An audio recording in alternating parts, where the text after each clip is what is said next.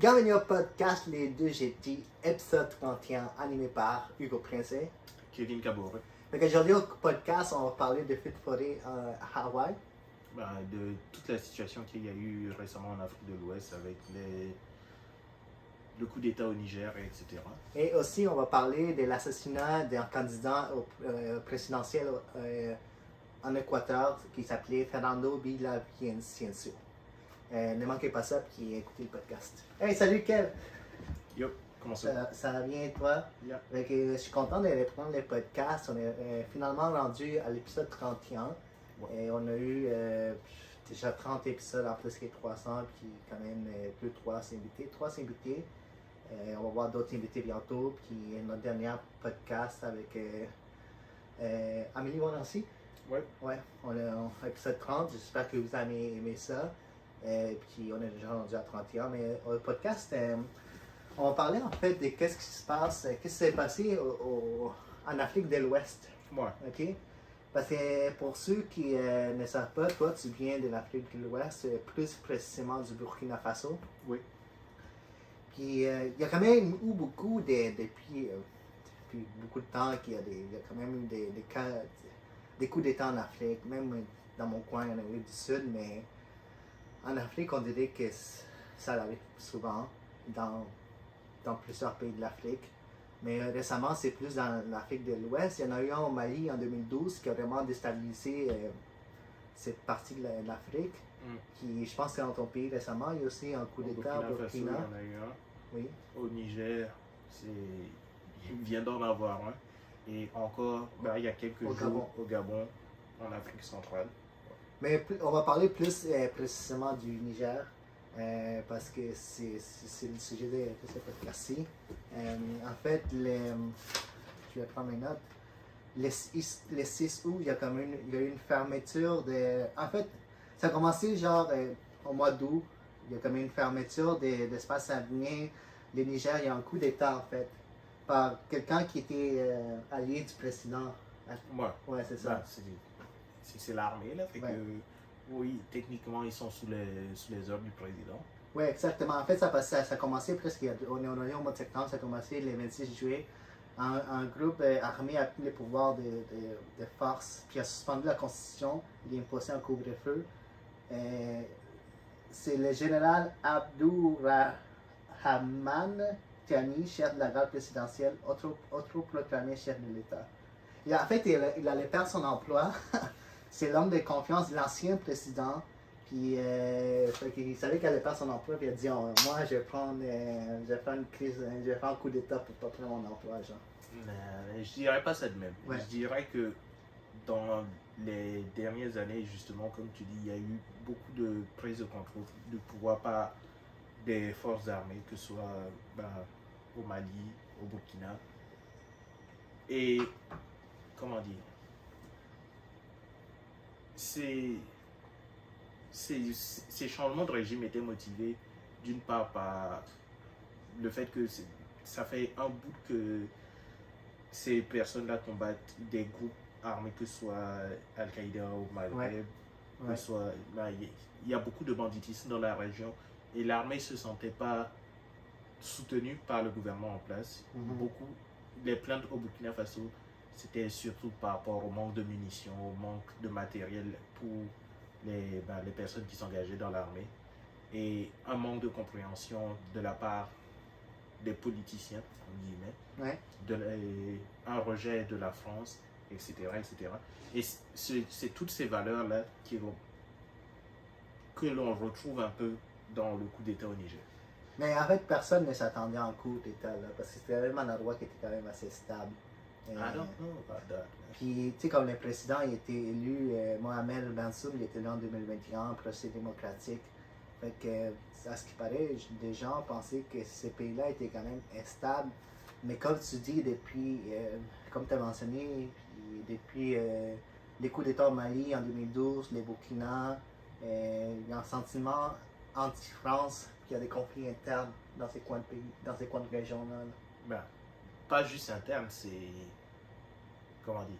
Al-Qaïda, c'est pas né en Afrique de l'Ouest. C'est un conflit qui existe depuis très longtemps. Ouais.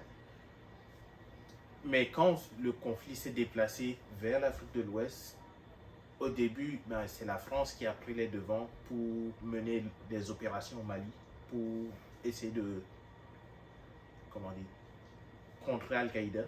Fait que Al-Qaïda s'est déplacé en Afrique, c'était pas Boko Haram et tout.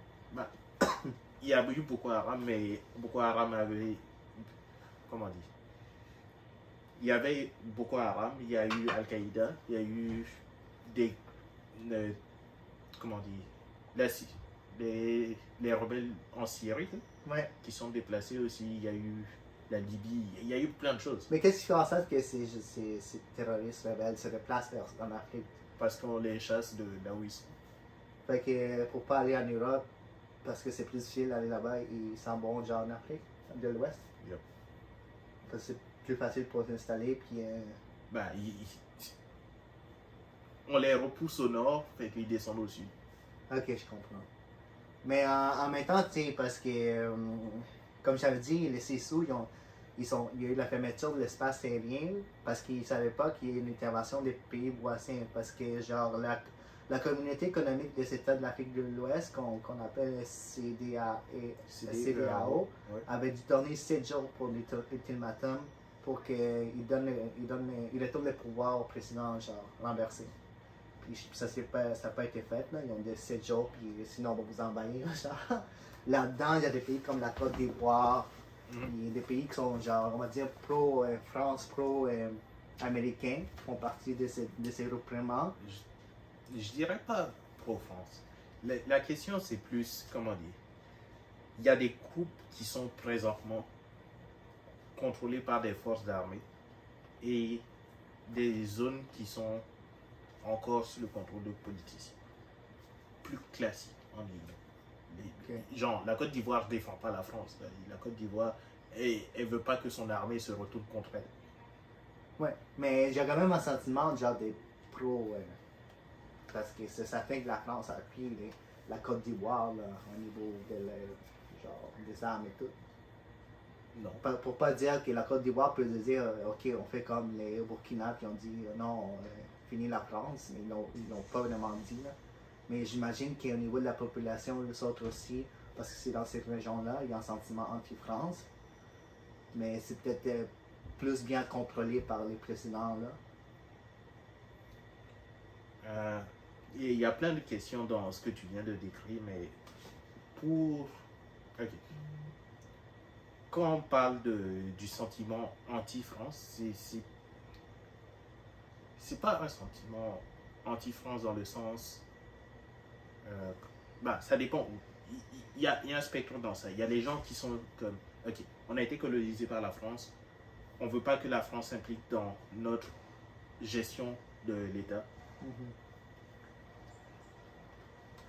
Stop. Okay. Il y a des gens qui veulent des réparations de la France. Il y a des gens qui sont contre la France, qui veulent pas que la France, comment dire, soit le partenaire du pays. Ils préféreraient avoir du soutien de, je sais pas, la Chine, la Russie. On a vu même des drapeaux de la Corée du Nord. Ça dépend de certains pays. Il y en a qui sont un peu plus, genre, qui sont plus alliés avec la France, puis d'autres qui sont vraiment, genre, comme pas de pays, juste, ça dépend de, comment dire, beaucoup de la situation économique, ouais. Mais surtout de l'implication politique.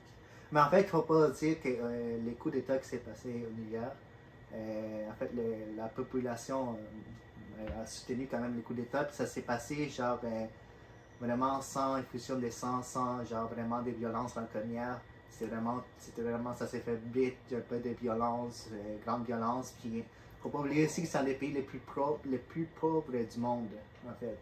Ouais, l'Afrique de l'Ouest est composée des pays les plus pauvres du monde, quasiment. Ouais. Mais le fait qu'il n'y ait pas eu, qu'il y ait eu peu de violence, c'est pas dû au fait qu'il y avait une acceptation, c'est au fait que c'est l'armée. Tu ne te bats pas contre l'armée. Mais il y a même une soutien de la population, là, j'ai vu quand même, ils ont quand même été célébrés ça, genre. Parce que ça fait des années qu'ils se battent contre les groupes terroristes et tout. genre. L'armée. Ouais. Ok.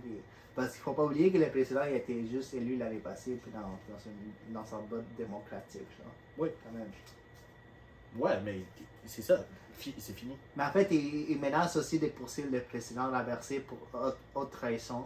Puis ça suscite la colère des pays voisins, comme j'avais dit, genre la Côte d'Ivoire et tout. Fait, la Côte d'Ivoire a vraiment enlevé son ambassadeur du Niger pour le ramener au pays. Ouais. Mais cette partie, je la connais moins. Au niveau de, comment dire, la poursuite pour trahison. Ouais. Parce que faut justifier ça. Ça peut pas. Comment dire. Il y a des accusations là-dedans. Ouais. Que je ne connais pas. Au niveau des ambassadeurs, il y a eu beaucoup de, comment dire, de changements. Le fait le plus marquant que j'avais vu, c'était, je sais qu'à un moment donné, il y avait l'ambassadeur de la France qui était recherché par les forces armées Okay. pour le sortie du pays. Là. Ouais. Et la France s'était prononcée comme... Ben, ce que j'ai vu, c'est des gens qui réagissaient à cette nouvelle-là et puis ils étaient comme, ok, si ils attaquent notre ambassadeur, on va raser le pays, là, on va bombarder ça. Ouais. Mais il y a quand même eu des suspensions économiques, des transactions financières, commerciales avec le Niger qui ont été suspendues. Puis la CEDEAO privilégie plus la voie diplomatique, mais ils sont prêts à intervenir. Ça, on parle je parle de ça, genre, mais des nouvelles que j'ai lues plus au début du mois d'août. Il y a quand même une intervention militaire qui était prête. Puis dans ce que j'ai lu, c'est que les États-Unis et la France étaient quand même des partenaires majeurs avant les coups dans le pays. Là. C'est quand même des gros partenaires. Ouais. Ouais. Puis maintenant, les coups d'État étaient appuyés par la Russie aussi. La Russie a eu... Oui, mais ben, quand on fait ce portrait-là, c'est important de mentionner que la France et les États-Unis étaient des partenaires majeurs, mais en même temps, la Chine et la Russie aussi étaient des partenaires majeurs. Ouais. Mais maintenant, il y a un détachement de... Comment dire? Parce que, comme j'expliquais, dans beaucoup de conflits contre des forces armées, c'était la France qui était comme... qui fournissait beaucoup de formations au niveau de l'armée, qui fournissait des munitions, etc. Ouais, ouais. Ils se sont désengagés à ce niveau-là, mais ça tombe dans un timing où, comment dire, la Russie se cherche des alliés, Ouais. dans un sens. La Chine, ça fait un bout qu'ils essaient d'investir dans les ressources naturelles en Afrique, etc. Donc, eux, ils renforcent leur lien avec ces forces armées-là parce que c'est à leur avantage. Et, ouais. Mais il y a quand même des attaques, genre, parce que, comme on dit, il y a des groupes armés étatiques, genre, près des Mali, des Burkina, qui attaquent vraiment, genre, de certains coins du Niger. Il y a quand même des attaques de l'armée du Burkina? Non, c'est pas genre des groupes armés, là. Ouais, mais c'est pas des groupes armés, peut-être, qui font partie, qu'est-ce que j'ai lu, qui font partie, genre, de l'état militaire du Burkina, peut-être des groupes armés qui, genre, solo, qui vont attaquer, peut-être ceux qui appuient le précédent inversé. Mais je sais qu'il y a certaines attaques ce qui paraît, quand j'ai lu, du côté du Mali, du Burkina, des groupes armés vont attaquer en plus certains coins du Niger. Ouais, mais c'est-tu du banditisme? C'est-tu des gens qui sont... Peut-être que, je sais pas, je peux pas vous dire, mais quand je l'ai lu, c'était juste ça, mais ça se peut que c'est des groupes armés qui veulent juste attaquer pour peut-être faire plus de troubles, ou peut-être ils s'attaquent de ceux qui appuient le président renversé, peut-être. Ce que j'essaie de comprendre, c'est est-ce que ce sont des groupes qui réagissent au fait que le Niger a eu un coup d'État, ou c'est des groupes armés qui existaient déjà et qui font juste leur même affaire, non? Ça, je sais pas. Mais j'ai lu ça, parce que si ça vient du Mali et du Burkina, qui sont déjà des endroits qui ont déclaré qu'ils sont vraiment plus pro-Russie, plus genre, qui sont vraiment, qui ont supporté les coups d'État, j'imagine que c'est pas des groupes armés qui vont attaquer qui vont attaquer les Niger pour renverser les gouvernements militaires. Là, on parle d'un pays. C'est ça que j'essaie d'expliquer. C'est genre, si c'est l'armée, ouais, c'est comme, c'est une déclaration officielle. Mais Ouais. si on parle de groupes armés, ça peut être Ça peut l'État n'importe. islamique, ça Ouais. peut être Boko Haram, ça peut être Jacques, Ouais. je sais pas. Mais ça demande juste que ça a comme déstabilisé vraiment la région là. Fait que ça peut n'importe quel groupe armé, ça peut être terroriste surtout, mais genre il y a une déstabilisation dans cette région-là, puis ça force les gens à fuir ces zones de conflits. Genre comme déjà 20 000 personnes qui se sont déplacées dans le pays même pour fuir ces conflits-là. C'est pas, il y a pas, dans qu'est-ce que j'ai lu, c'est pas, il n'y a pas des gens qui ont quand même fui le pays encore, mais qui ont fui ces zones de conflit dans le même pays, dans le pays même. Il n'y a pas encore une masse de gens qui vont juste fuir le pays encore. Fait que, puis les sanctions qui ont été faites par la CEDEAO ont fait monter les prix des denrées alimentaires et des matières premières. Fait que déjà que c'était cher, les prix ont augmenté. Puis juste récemment, il y a eu un autre coup d'État au Gabon. Fait que, ça démontre en fait, pour peut-être conclure ces sujets-là, c'est la chute vraiment de l'influence française en Afrique. Genre. Parce qu'il y a quand même beaucoup de rivales dans ces zones-là, plus précisément dans les anciennes colonies françaises. Il y a des rivales d'autres pays qui ont des intérêts, comme probablement l'Arabie Saoudite. On n'en parle pas beaucoup, mais j'ai lu que l'Arabie Saoudite a quand même une certaine influence là. La Chine, parce que tu l'as mentionné, qui vont apporter beaucoup de sources économiques. La Russie, avec le peut-être au niveau militairement. Puis même les États-Unis qui ont même dit qu'ils étaient peut-être capables de mieux gérer la situation que les Français. Fait qu'il y a une certaine baisse de confiance envers la France de ces pays-là africains. Il y a d'autres rivales qui veulent prendre la place aussi. Au niveau de la France, je dirais que depuis l'indépendance, il n'y avait pas de, comment dire, il y avait des partenariats économiques, mais la relation de confiance, elle n'existait quasiment plus. Ok, ça fait depuis longtemps. Ouais. Mais maintenant, ce qu'on voit, c'est plus la montée en puissance des forces armées. Il y a le processus démocratique de faire des élections et tout représente quasiment rien dans les dernières années. Que, comme tu dis, le gars il s'est fait aider l'année passée. Ouais. Fini. Ouais. Au Burkina Faso, ça fait 4 coups d'État qu'il y a eu dans les 10 dernières années, j'ai envie de dire. Ouais. Au Mali, il y en a eu 2, me semble. Ouais. C'est plus les forces armées qui sont de plus en plus, comment dire, impliquées dans la vie politique. Mais ça a tout le temps été le cas en Afrique, là, même depuis longtemps, les forces armées. Nope. Non. Le président du Burkina Faso, avant ça faisait 27 ans qu'il était au pouvoir. Ah, ok, ouais, ok, je comprends. Oui, c'est vrai. Maintenant, on a entendu des histoires des présidents africains qui ont été là depuis tellement d'années. Puis même Dieu, puis là, ok, je comprends. Peut-être tu dis qu'il y a une nouvelle vague, genre, on remplace les anciens présidents qui sont pas qui sont là depuis longtemps, mais par genre des gens militaires, c'est ça? Ouais. Et ça soulève 2 problématiques pour moi. D'une part, est-ce que ces personnes-là ont les compétences politiques pour gérer toutes ces relations-là qui repartent de zéro quand il y a un coup d'État? Là, tous les partenariats que tu avais, ils sont quasiment renégociés. Et s'ils ne les ont pas, est-ce qu'ils vont rester assez longtemps au pouvoir pour les créer?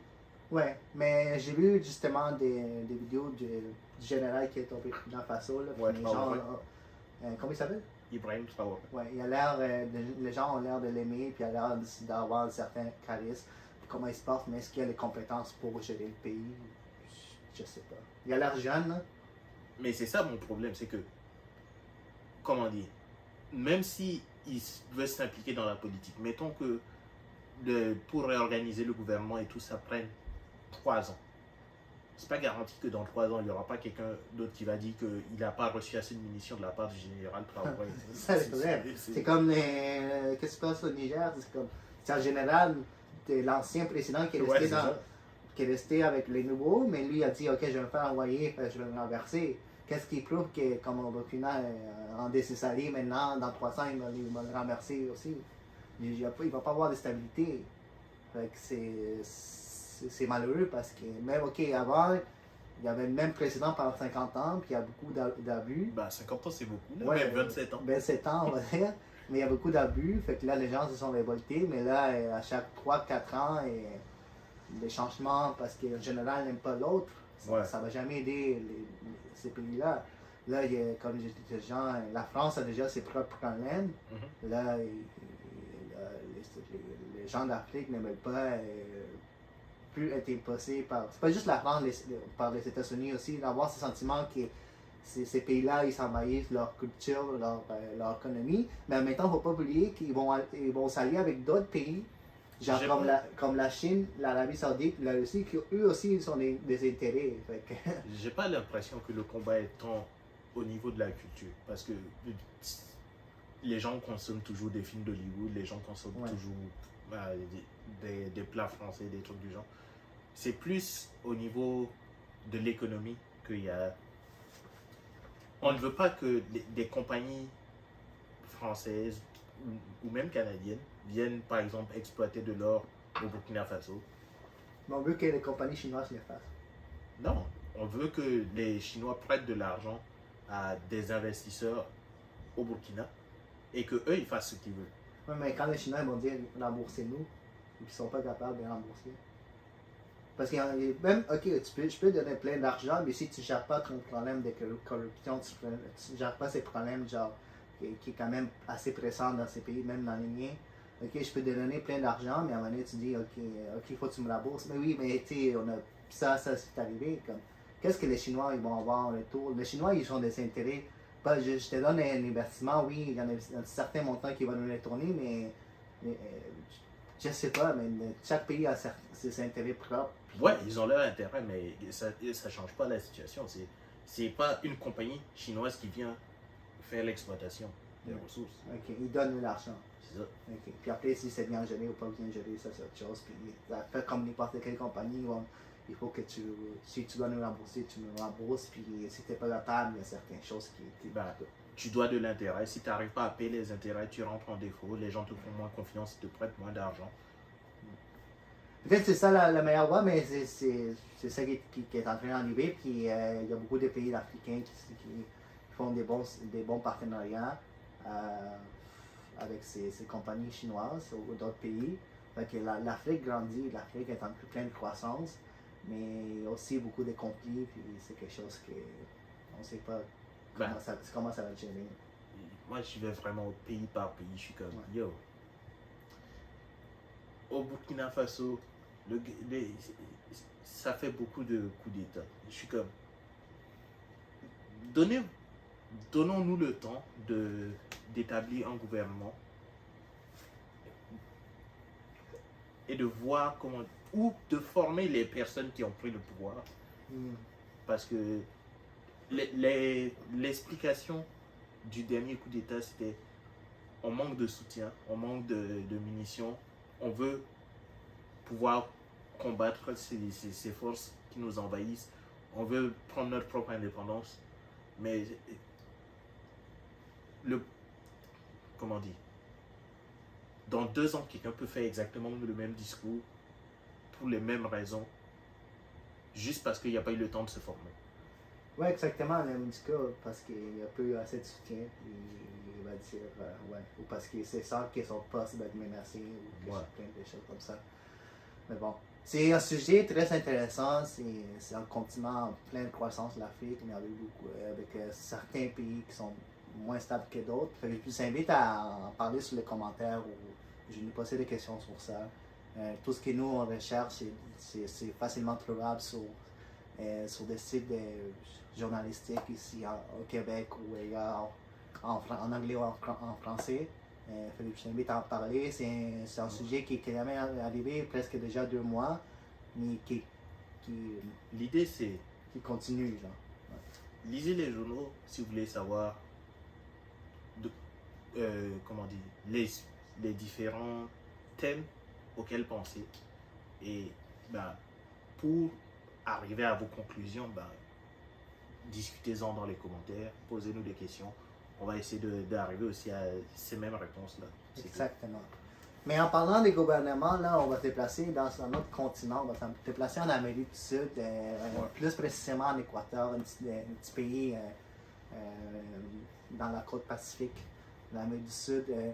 Puis le mois passé, je pense que c'était le 9 août, parce qu'en fait, l'Équateur est en pleine élection. Puis il y a le deuxième tour qui va être le 15 octobre parce que le premier tour a été déjà passé. Mais juste avant, chaque candidat doit aller parler avec le public, doit aller se présenter. Donc, le 9 août 2023, il y a eu l'assassinat de Fernando Villavicencio, qui est un candidat présidentiel à l'Équateur.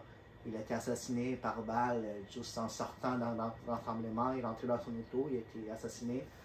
Dernière nouvelle par un commando des tueurs à gages colombiens. L'état d'urgence a été déclaré. C'est pour au moins 60 jours parce que c'est pour la durée de l'élection, c'est jusqu'au mois d'octobre. Ça a été déclaré aussi parce que le président sortant, il veut qu'il y ait des élections démocratiques, il n'y a pas de problème, il y a un état d'urgence en ce moment en Équateur. M. Villavicencio, c'est un ancien journaliste qui était vraiment fixé sur la corruption en Équateur. Je pense même que grâce à lui, il y a un ex-président équatorien qui a été amené au tribunal. Il était quand même quelqu'un d'assez reconnu dans son pays au niveau journalistique. Il se portait candidat. Et aux dernières nouvelles que j'ai lues, pendant qu'il était vivant, il était deuxième aux intentions des votes, quand même. Il était deuxième, puis il a été assassiné. Ça a été quand même. La communauté internationale a quand même fermement condamné cet acte. La France a dit que c'était barbare. Puis les États-Unis, c'était comme un acte de violence parce que ça nuit à la démocratie du pays. Mais, comment dire, tu as mentionné que c'était quelqu'un qui s'attaquait à la corruption, mais c'est peut-être important de préciser quel type de corruption on parle. Pas juste la corruption, mais aussi au niveau du narcotrafiquant. C'est ça. C'est plus sur ça. Parce que avant, je veux dire que qu'est-ce que j'ai lu, l'Équateur était quand même un pays tranquille, situé entre le Pérou et la Colombie, deux pays d'exportateurs, de cocaïne, ok? T'as le petit pays d'Équateur, puis t'as les deux gros, qui vont exporter ça au Mexique, puis après ça se vend. Fait que c'était quand même tranquille, il n'y avait pas beaucoup d'influence au niveau de la drogue. Mais récemment, il a commencé à avoir de plus en plus de violence, puis les cartels se sont venus s'installer en Équateur parce que c'est quand même un pays à côté de l'océan avec un port, puis c'est de là que ça passe, les drogues, c'est du port avec les bateaux, ça passe. Fait que pour les cartels, les narcotrafiquants, c'est mieux d'avoir plusieurs ports dans plusieurs pays pour distribuer la drogue. Fait que, ils sont arrivés en Équateur, puis l'Équateur était vraiment plus connu pour ses bananes. Que pour d'autres choses, mais maintenant, avec le fait que le cartel s'installe de plus en plus dans ces pays-là, puis il y a de plus en plus de violence, les gens ne se sentent pas en sécurité, puis avec la mort dans le candidat présidentiel aussi, n'importe qui, puis anciens journalistes, les commerçants, les entrepreneurs ont de plus en plus peur pour leur vie. Et j'ai lu aussi qu'il y a la vente des voitures blindées, a quand même augmenté. C'est quand même extrêmement cher, mais ceux qui ont les moyens s'achètent des camions, des autos blindés parce qu'ils ont peur de se faire kidnapper ou se faire tirer dessus.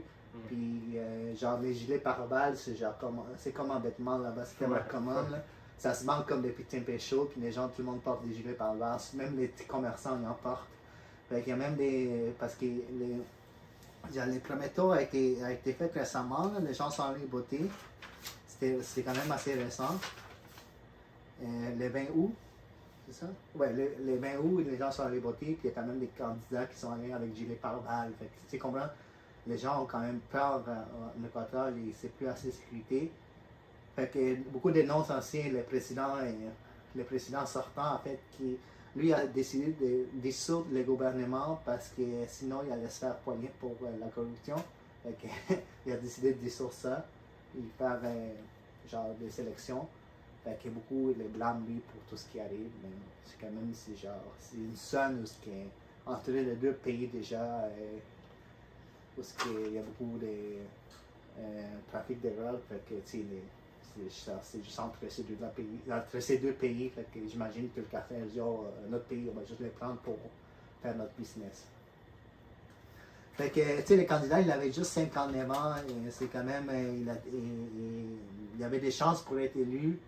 Fait que de se faire attaquer parce que pour avoir comment dire, une opinion, puis avoir dit qu'en fait, il voulait aussi construire une prison genre à sécurité maximale dans la Macénie. Un peu comme les gars au Salvador fait. Ouais. Puis pouvoir mettre tous ces gens du cartel là-dedans, il avait quand même dit ça, puis j'imagine qu'il y avait certains. Puis même avant, genre une semaine avant, genre une semaine avant qu'il se fasse assassiner, il avait déclaré qu'il avait reçu des menaces contre lui, son équipe déjà. Il y avait déjà des policiers avec lui qui l'entouraient, mais il a quand même été assassiné. Puis il y a eu 9 blessés, dont un candidat à l'Assemblée, puis 2 policiers. Fait que, puis les élections se sont passées juste 11 jours après son assassinat. Genre. Fait que, tu sais, maintenant, pour le deuxième tour, c'est 2 candidats qui ont gagné. Genre, Luisa González, candidate au mouvement révolutionnaire citoyen, avec 33,5% des votes. C'est l'héritier désigné par un ancien président, Rafael Correa. Fait que cet ancien président lui a comme dit que c'est elle qui l'a nommé comme successeur. Puis, c'est qu'il y a aussi un autre débat, là, parce que pour le deuxième tour, il y a 2 candidats. Le deuxième candidat, c'est un jeune homme de 35 ans, Daniel Noboa, qui a reçu 23,5% des votes. Puis en fait, c'est le fils d'un millionnaire qui est dans le domaine des bananes. Puis son père Alvaro Noboa s'est présenté comme président 5 fois, mais il l'a perdu. Fait que son fils est maintenant à la course pour être président. Fait que ça suscite beaucoup de débats parce que c'est un fils des millionnaires et tout.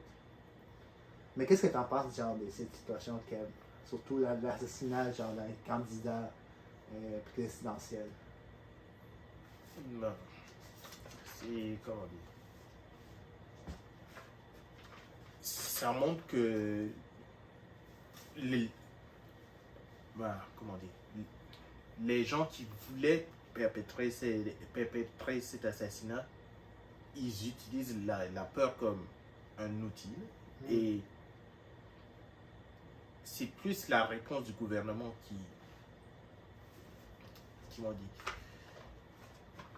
qui laisse à désirer dans un sens. Je suis comme, ok, il y a eu un processus démocratique, il y a eu une campagne qui se dressait contre le trafic de drogue, la corruption, etc.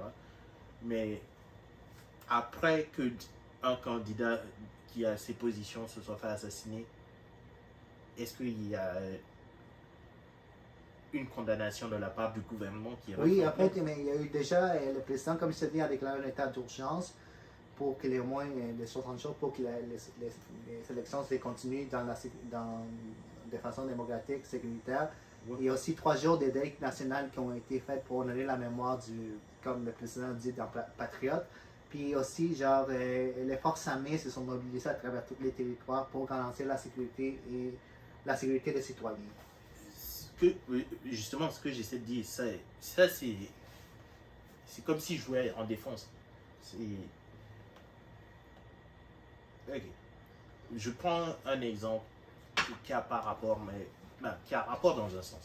Après le 11 septembre, c'est comme si les États-Unis disaient, ok, on déclare l'état d'urgence, that's it. Ouais. Mais les États-Unis, ils n'ont pas fait ça. Ils ont envahi l'Afghanistan. Ah, fait là, tu parles de quelque chose de plus gros, de dire, ok, c'est fini, on va lutter contre les narcos. Mais en Exact. même temps, le président, parce qu'il est un président sortant, fait qu'il ne Oui. peut pas non plus faire ça parce qu'il a comme dissous les gouvernements, fait que lui, il a presque plus de pouvoir. Fait que là, les deux prochains qui sont en course, un des deux va être élu. Fait que j'imagine qu'ils sont en des plans pour lutter comme les narcotrafiquants. Mais toi, tu aurais dû, tu t'aurais attendu à quelque chose de plus gros de la part du gouvernement actuel. Genre. Le gouvernement, comment dire, les narcotrafiquants ont montré que ils, ils n'ont pas peur d'attaquer le gouvernement. C'est comme une déclaration de guerre. Oui, exactement. Surtout en des candidats qui parlent le plus sur Ouais. ça. Ouais. Et la réponse est, on va se protéger. Mais c'est pas des, comment dire, c'est pas une réponse envers les narcotrafiquants, c'est une réponse envers la population. C'est dit, on va protéger notre population, c'est bien. Mais ces narcotrafiquants-là, il n'y aura pas de conséquences pour eux. Mais j'imagine qu'il y a eu certains mouvements, puis le gouvernement, au niveau de l'assassinat, ils ont arrêté des gens, puis ils continuent à les chercher. Et puis il y a sûrement eu des mouvements, là, on va aller attaquer certains cartels, mais genre, comme les gouvernements, je pense sincèrement, parce que le gouvernement actuel, il s'en bat, fait qu'il peut vraiment rien faire. J'espère que les prochains qui vont être élus vont vraiment se dire, ok, c'est fini, on va vraiment... parce que la population va s'en rappeler de ces assassinats. Fait que, celui qui va être élu, je ne suis pas en train de dire que je suis en train de suivre les élections de l'Équateur. Je ne sais pas c'est quoi le plan des deux candidats derniers. Fait que je ne sais pas qu'est-ce qu'ils... Sûrement qu'ils ont dit... Ils ont sûrement dit... On va lire là-dessus. Ils sont sûrement dit qu'ils sont contre ça, puis ils vont faire des choses. Ils l'ont condamné Ouais. quand c'est arrivé. Mais je ne sais pas c'est quoi leur plan actuel Exactement. pour contrer les narcos. Ça, je n'ai pas lu. Je voudrais qu'on regarde, puis les deux candidats, c'est quoi leur plan. J'imagine que peu importe celui qui va être élu, il doit faire quelque chose sur ça, sinon ça va continuer comme ça. Puis c'est pas juste ces pays-là, c'est mon pays à moi, le Pérou, la Colombie, que ça fait des années qui se battent contre ça. Fait que c'est genre c'est pas c'est un gros problème. C'est un gros problème. Puis c'est genre un problème qui va des États-Unis, même le Canada, parce qu'ici ça consomme la drogue, puis ça part des États-Unis jusqu'en Amérique du Sud. Oui, mais ce qui est différent, c'est l'usage de la violence contre le gouvernement. Oui, oui. C'est pas. C'est quelqu'un qui. Comment dire? Qui prend des décisions au niveau politique pour faire du changement. Et s'il n'y a pas de conséquences, de réponse à ça, qui va prendre des décisions contre le trafic, etc. Mais comme je dis, le prochain gouvernement a beaucoup de pain sur la planche, puis il y a beaucoup de travail à faire pour ça. Là. Ouais. Les élections, le 17 tours, ça va être le 15 octobre. Fait que, vous pouvez aller vous informer, lisez des articles sur ça. Je trouve que c'est très important, même si c'est un petit pays en Amérique du Sud. On parlait de l'Afrique tantôt, avec tout ce qu'on renverse des présidents et c'est pas stable. Là, on parle de genre d'assassinat dans le candidat présidentiel, une autre sorte d'attaque à la démocratie. Dans ces deux continents, déjà des problèmes au niveau de la démocratie et stabilité. Mais je vous invite à aller lire des articles, puis si ça vous intéresse, d'aller vous informer les jours de l'élection de l'Équateur pour voir qui a gagné. C'est. Ok.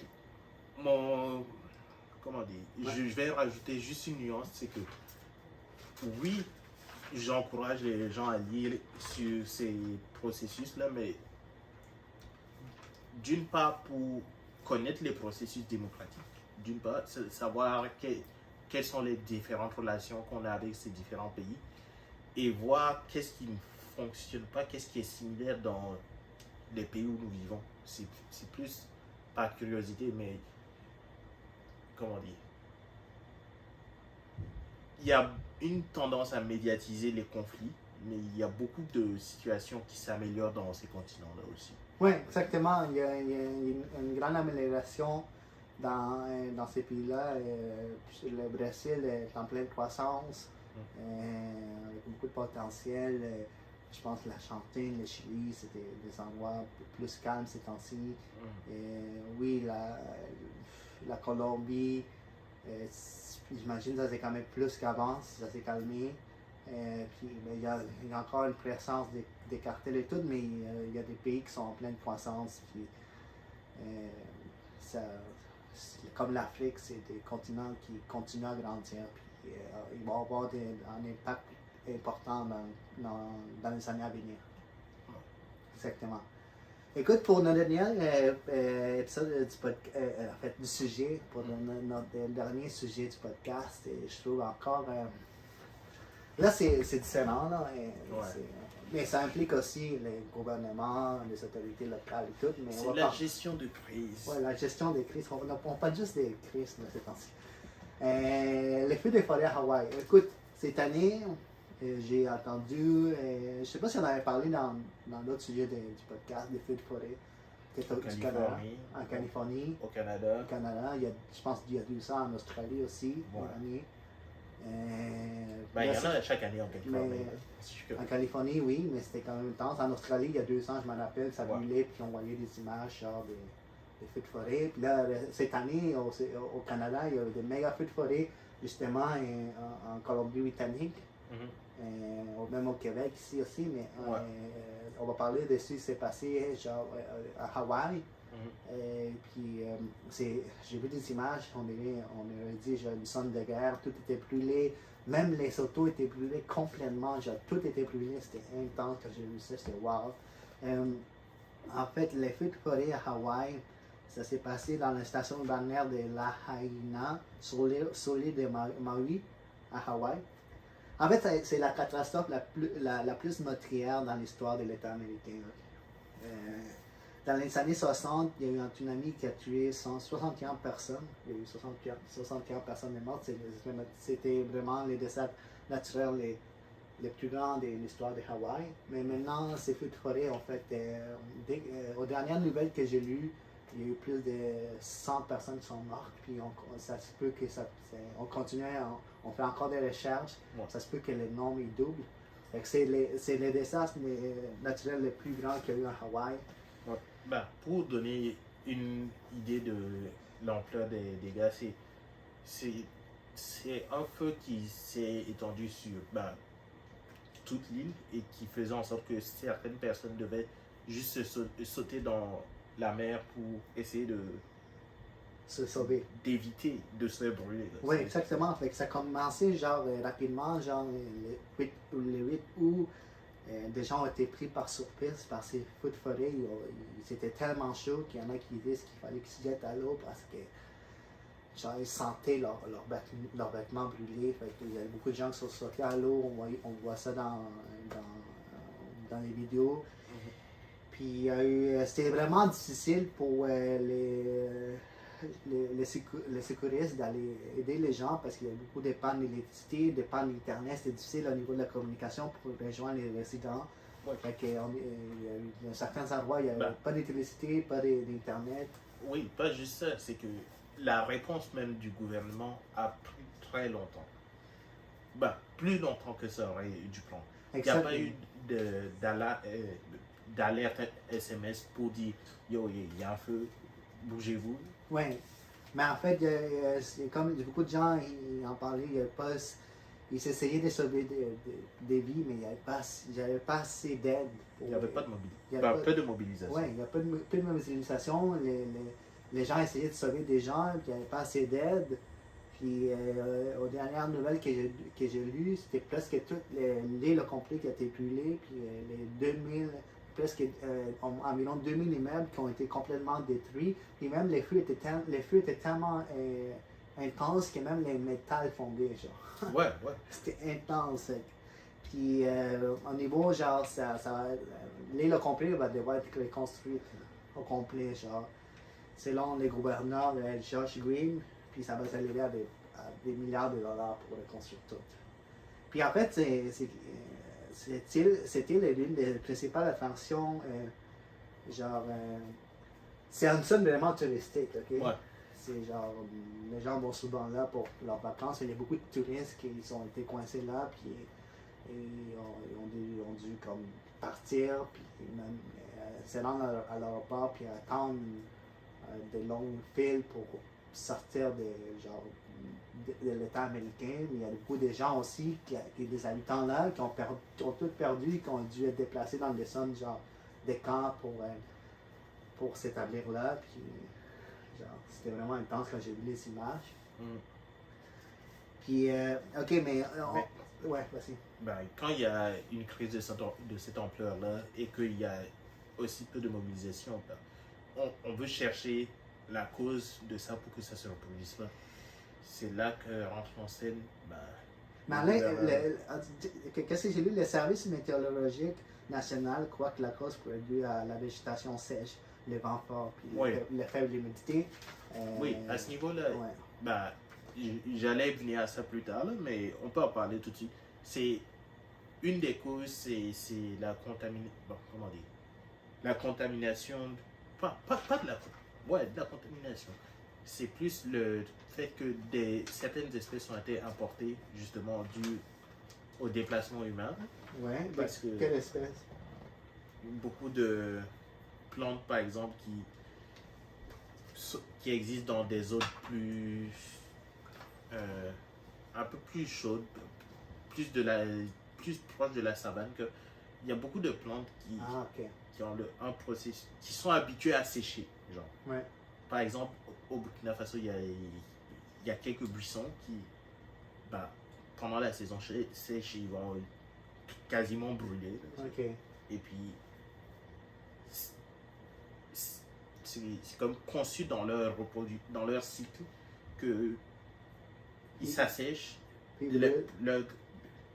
leurs graines vont être déposées et puis il y a une bestiole qui va les replanter pour l'année prochaine. ok, en brûlant, ça, genre, ça fait en sorte que les Ouais. graines tombent. Puis C'est là, prévu qu'ils s'assèchent. avec l'essence, c'est comme un genre, c'est comme Ben, ça. c'est pas, ils s'enflamment pas, mais Ouais. ils s'assèchent et ils brûlent facilement. C'est pas des plantes qui sont prévues pour le climat. En fait, tu dis que ça a été porté à Hawaï, ça? Ouais, Ah ouais? ouais, c'est une des raisons qui a été mentionnée dans.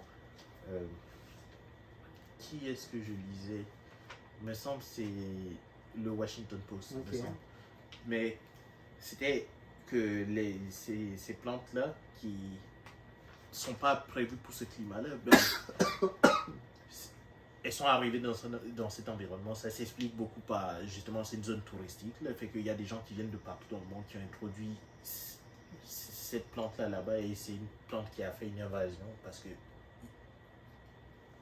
il n'y a pas de prédateurs pour cette plante. Ouais. Il n'y a pas de personne qui mange ces plantes-là dans cet environnement-là.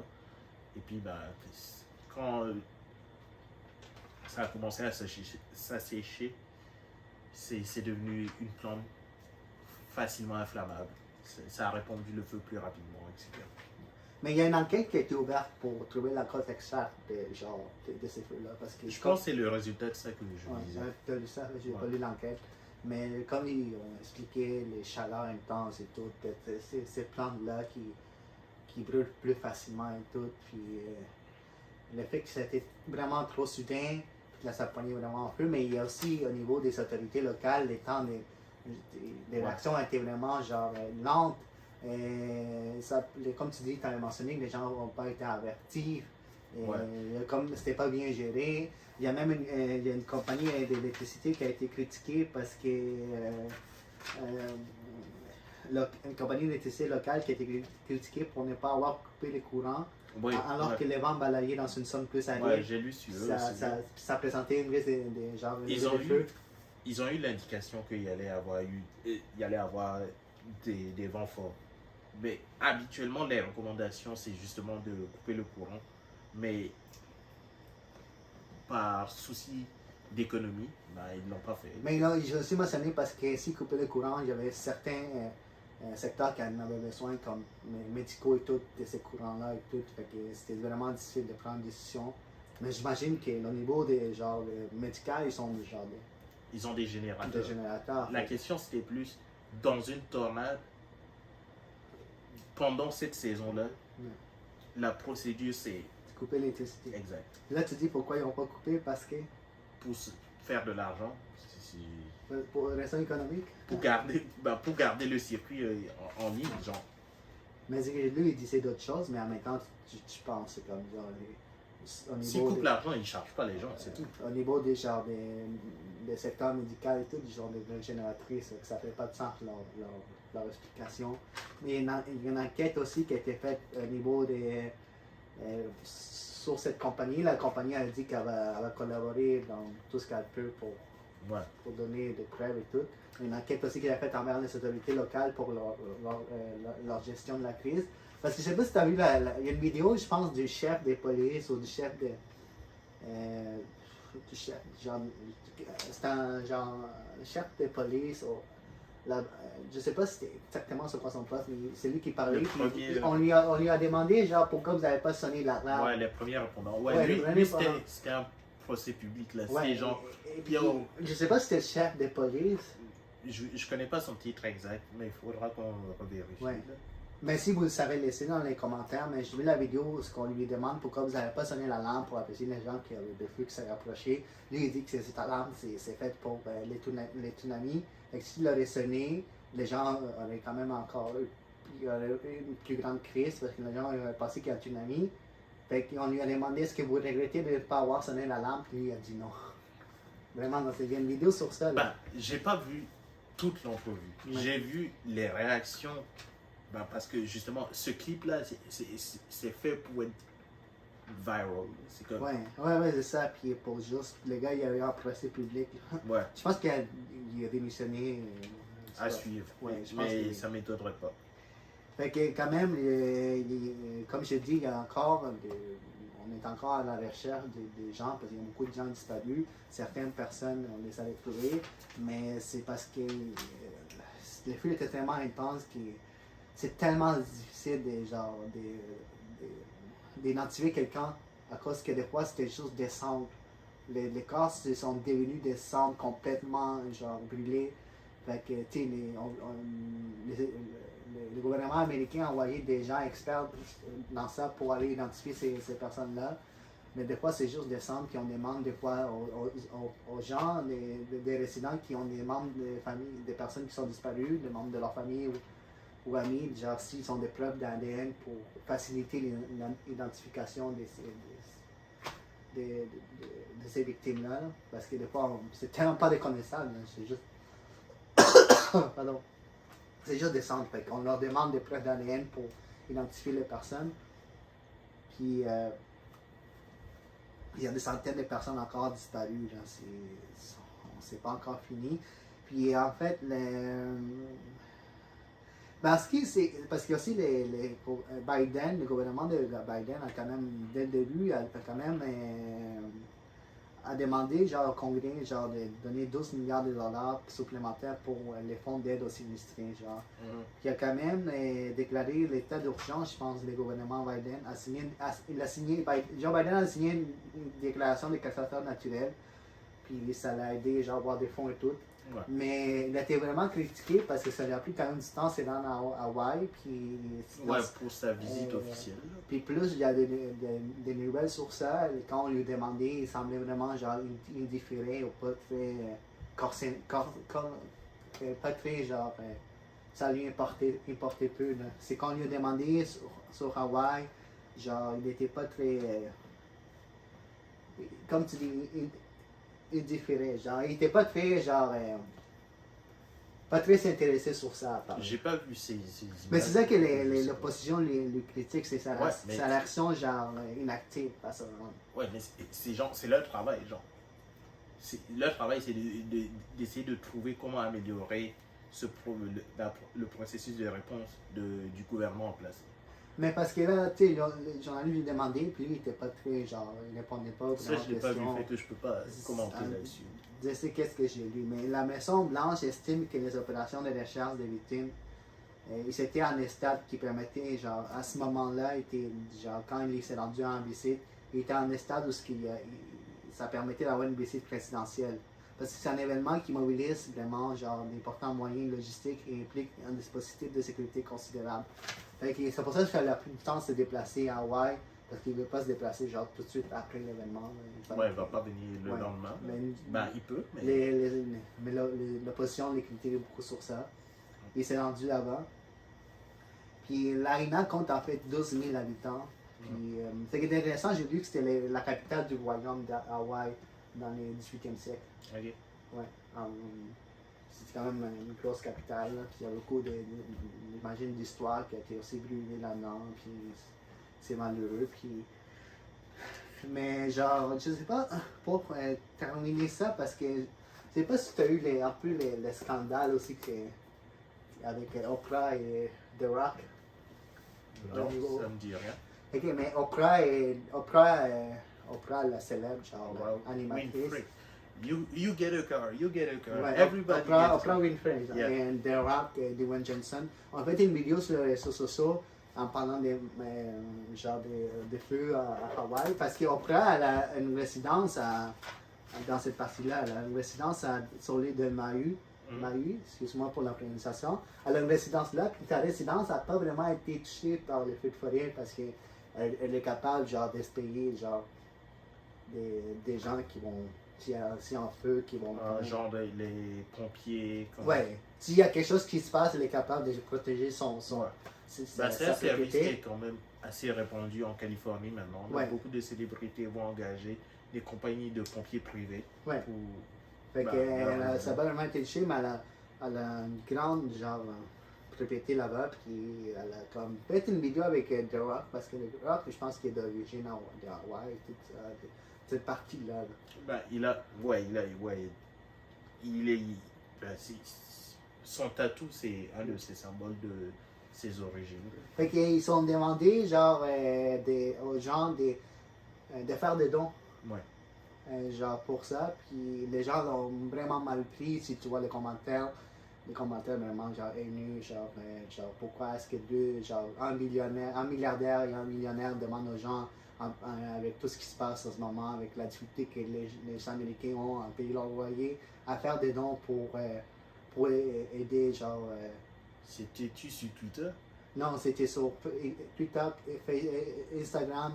Puis ça a été vraiment mal pris. Habituellement, les artistes font tout ça. Là, ils vont tout le temps ça quand en dessin naturel, ils sortent la fête des dons à tel endroit. Puis je pense qu'il y a eu même dit au fait des dons ici, ça va aider à la communauté là-bas avec les feux, tout ça, aider les gens pour aider les gens. Fait que les deux ils ont fait une vidéo. Puis ça a vraiment, genre, les gens ont vraiment mal pris. Si tu peux le chercher sur Instagram. J'ai peu de batterie. Et ok, let's go. C'est plus. Va sur Dwayne Johnson, sur son Insta. Ouais.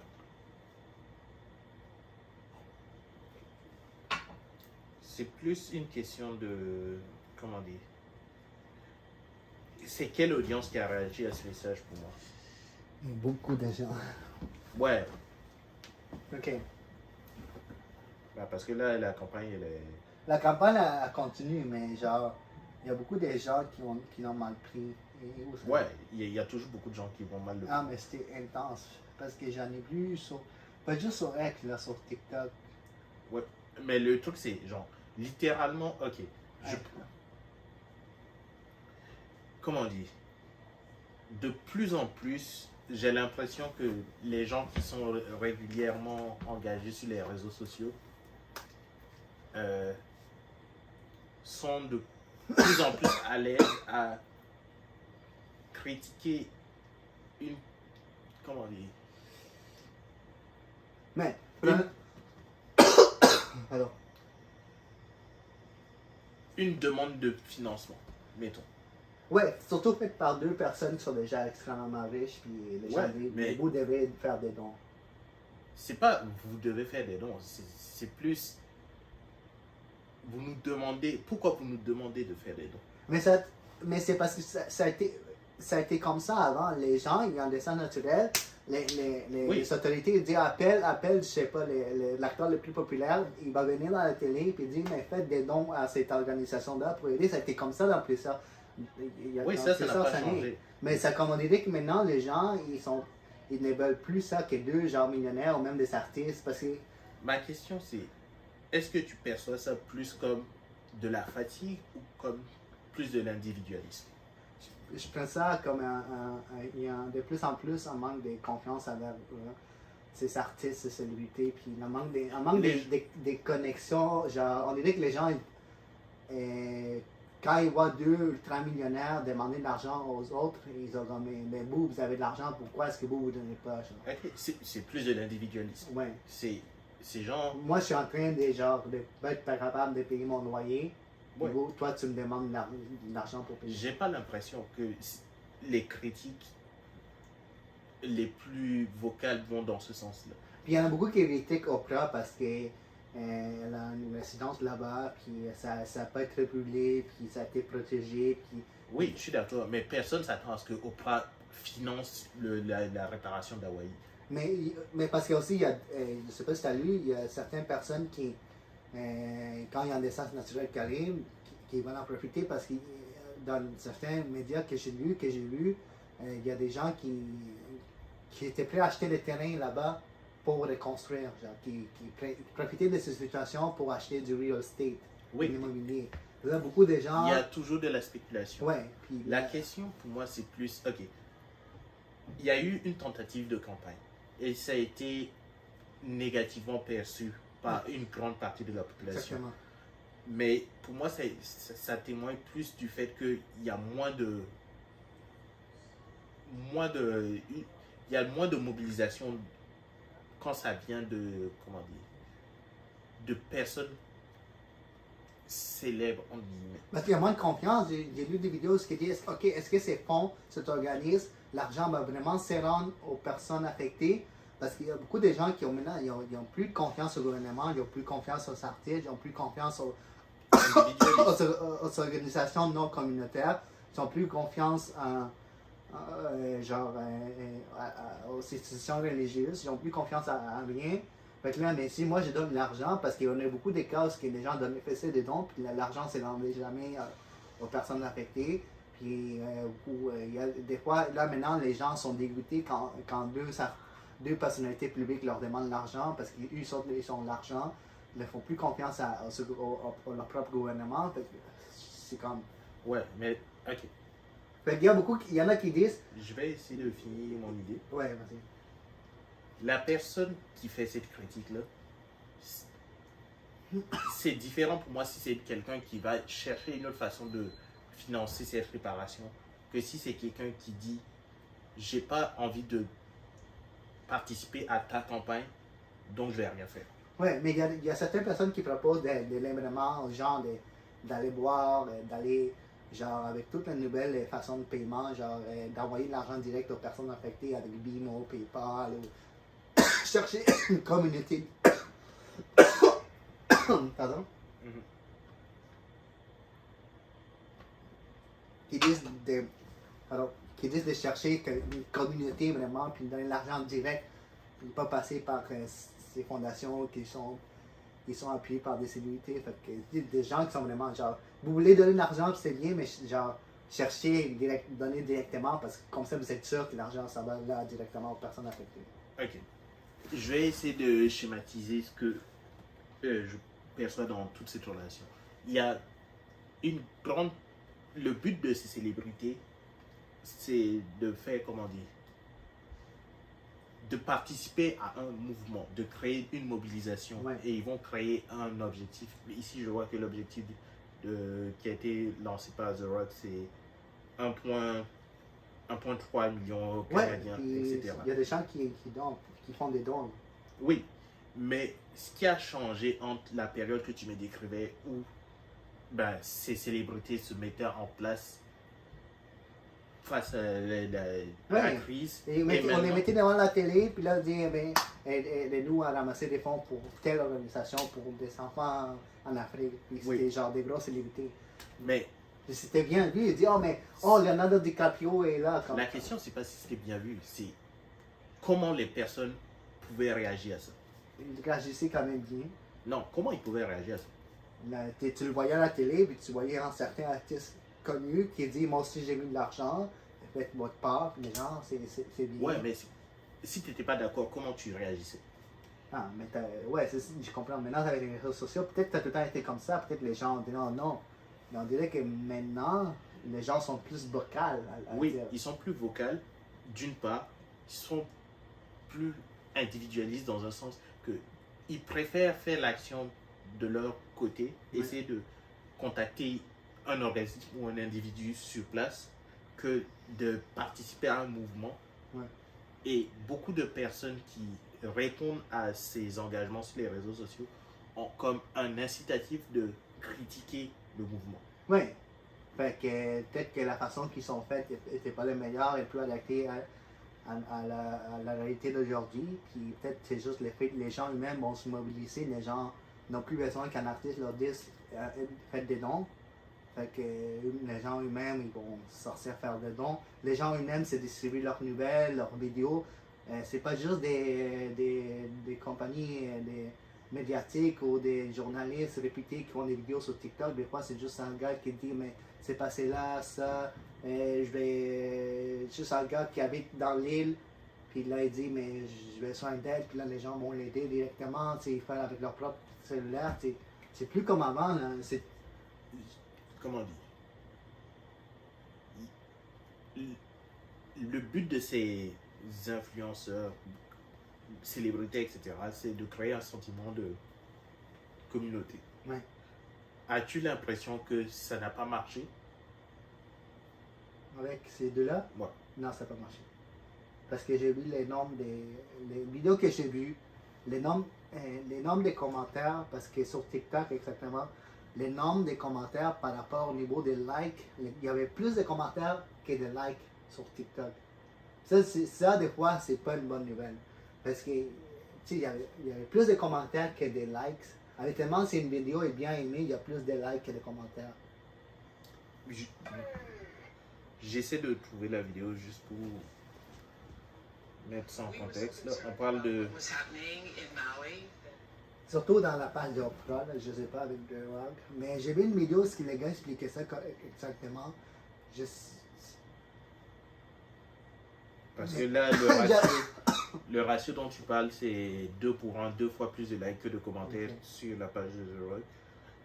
La page d'Oprah.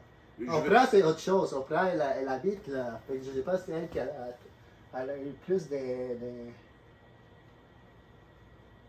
Mais elle m'a même bloqué ses commentaires. Ouais. Ouais. Les commentaires sont bloqués. C'est Oprah qui a plus eu des genres, qui a plus eu On n'a pas les chiffres, fait que je peux pas dire. Toi, tu as vu les chiffres, donc, ok, go for it. La question pour moi, ça devient, ok. S'ils ont réussi à mobiliser 1,1 million de dollars canadiens, pour moi, il y a une communauté. Ouais, mais j'imagine aussi que The Rock, avec des gens qui le connaissent, qui ont vraiment appuyé qui ont donné de l'argent, les mêmes ont peut-être mis de l'argent là-dedans. Je sais pas combien de personnes ont mis combien d'argent. Mais tu vois, par rapport à The Rock et Oprah, c'est deux situations différentes. Oprah est vraiment plus critiquée parce qu'elle a une propriété dans l'île. The Rock, mais lui, c'est juste ça parce qu'il connaît Oprah. Honnêtement, je ne suis pas les publications d'Oprah, là, fait que je connais mais connais t'as rien déjà de vu son déjà public. qu'elle a fermé ses commentaires. Ouais, mais de la même façon que Apple n'est pas forcément mal aimé, mais ils publient jamais leurs commentaires.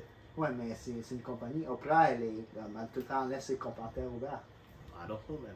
Je suis pas si public. Mais j'ai vu cette polémique quand même, les réactions assez intenses des gens. Puis comme tu dis, peut-être ça a tout le temps été comme ça, mais les gens n'avaient pas une façon vocale de l'exprimer. Maintenant, avec les réseaux sociaux, les gens l'expriment. Puis il y a comme certaines, genre, maintenant les gens, comme, il y a certaines, genre, je m'en fous des artistes, genre Hollywood et tout. Genre, c'est rendu que les gens sont Hollywood, c'est genre, comme il y en a certains, je m'en fous. Ouais. Fait qu'ils voient plus les artistes, les acteurs, les actrices comme avant. J'ai l'impression que c'est plus une question d'individualisme pour moi. C'est vraiment plus le... Ok, j'essaie de faire le plus possible de mon côté pour ce que je pense être juste. Mais il n'y a plus une recherche de... Comment dire? C'est moins bien perçu d'être influencé. OK. Mais je me suis aimé à laisser des commentaires sur ça. Et c'est un sujet. Je voulais parler de ces polémiques aussi parce que ça fait partie de tout ce qui s'est passé en Hawaï. Même, tu sais, Oprah, elle habite là, toutes ces polémiques. Puis, si vous savez, genre, des vidéos au niveau de Oprah et des Rock, au niveau, genre, des autorités locales, ou la vidéo du chef de police, je sais pas, qui parlait de l'alarme et tout, c'est des choses, des commentaires, des articles, vous pouvez les mettre sur les commentaires. Ouais. Ouais. Mais avant qu'on termine le podcast, j'ai une histoire à raconter. Ouais. On va au même gym, Mm. mais il y a un type de personne dans les gyms que je déteste. Ce sont les voleurs d'écouteurs. Ah ouais? Ouais. J'ai déjà perdu des écouteurs. On était ensemble à Québec. J'ai perdu mes écouteurs. Et mes nouveaux écouteurs, c'est les écouteurs que ma soeur m'a donnés, donc j'y tiens particulièrement. J'en ai perdu un au travail. Il m'en reste un. J'étais sous la douche, mais mon écouteur tombe. Pourquoi tu l'as pas laissé dans ton casier? J'étais sous la douche avec mon écouteur. Non, mais tu mets pas tes écouteurs dans la douche, moi. Bah si. Ah, Comment tu vas écouter la musique? Mais pas dans la douche. Bah si. Bon. Mon écouteur tombe. On est dans la douche. Il n'y a pas 3000 endroits où Tu ça parles peut les aller. petits complets ou juste l'écouteur? Non, mon écouteur juste. Un des deux, ok. Ouais. Il n'y a pas 3000 endroits où ça a pu tomber. Là. Genre, mais vu que je suis sous la douche, je sors pas. Fait que, après genre 3 minutes, le temps de finir ma douche, m'habiller, etc., je sors et je commence à chercher l'écouteur. Il y a genre 2 personnes dans les vestiaires. Et bah, il y en a un qui est dans la douche d'à côté, un autre qui fait ses affaires là, qui est en train de partir. Je lui demande au premier, est-ce qu'il a vu mes écouteurs? Il dit non. Fine, ok. Je sors mon Find My, parce que c'est des AirPods, et je vois que c'est toujours dans la zone. Et le gars part, et j'ai toujours le signal. Donc je me dis, ok, ils sont là. J'attends 45 minutes. Le doute de l'autre douche, il est resté sous la douche 45 minutes. À côté, là, Ouais. il y avait deux personnes, l'autre est parti, Ouais. il n'a pas vu, mais l'autre il est resté 45 minutes. 45 minutes sous la douche. Ok. Au bout de 45 minutes, je tape, je cogne gentiment et je demande, yo, est-ce que tu as vu des écouteurs? Parce que ça fait un moment, là, comme... Il me dit non. Fine. J'ai le signal. Fait que je commence à chercher partout et tout. Ça fait pas de bruit, hein. Ça fait ça, Ouais, ça fait le petit bruit. Tu l'entendais pas? J'entends juste une petite affaire. Je sais qu'ils sont là. Mais ils sont pas dehors, genre. Fait que je suis comme, ok, fine. J'attends genre 10 minutes de plus. Genre, qu'est-ce que tu fous dans la douche pendant 50 minutes? Et peut-être qu'il s'allait prendre du temps de laver. Je pense qu'il attendait que je parte. Wow. Parce que après tout ça, il a fini par comprendre que j'allais pas partir sans mes écouteurs. Ok. Il sort. Il sort. Je lui demande, yo, t'as pas vu, il y a... Non. Il fait que... Il me dit, est-ce que je suis allé au front desk? Je dis, ouais, ils n'ont pas trouvé mes écouteurs, j'ai le signal là. Fait que je les cherche. Et pendant que, ben, je fais parce que sur l'application Find My, c'est comme jouer à chaud-froid. Si tu te rapproches des écouteurs, le signal devient de plus en plus gros. Ouais. Quand il était sous la douche, le signal était le plus fort sous la douche. Ouais. Quand il est sorti de la douche, je me rapproche de la douche, il n'y a pas de signal. Okay. Quand je me rapproche de lui, j'ai du signal. Ok. Je suis comme, yo, le dude, il a mes écouteurs. Ok. Mais je suis comme, hey, comment je fais pour lui... Tu dis, ça sonne. Ouais, mais ça sonne pas fort, genre.